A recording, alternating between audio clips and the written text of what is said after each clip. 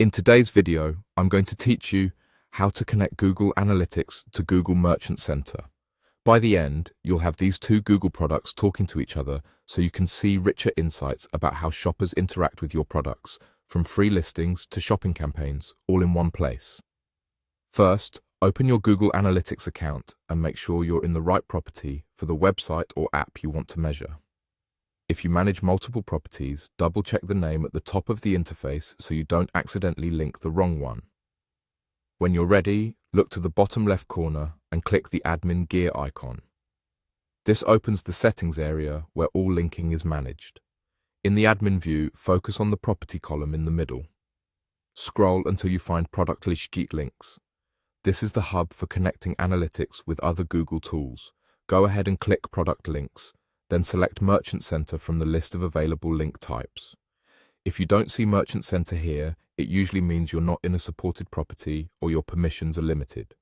Switching to the correct property or verifying access typically resolves this. Inside the Merchant Center linking screen, click Link to start the setup. Next, click Choose Account. You'll see a list of Merchant Center accounts that your current Google login can access. Select the Merchant Center account that holds your product feed and shopping data. If your account doesn't appear in the list, it's a permission issue. Your current Google account must have admin access on that Merchant Center.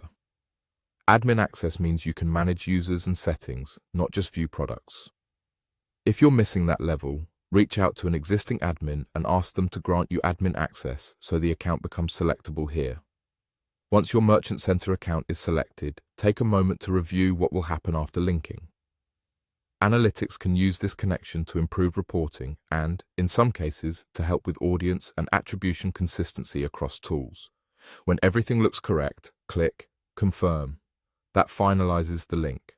After you confirm, the link status should show as active or pending. Data won't backfill, but going forward, you'll benefit from more cohesive reporting between Analytics and Merchant Center.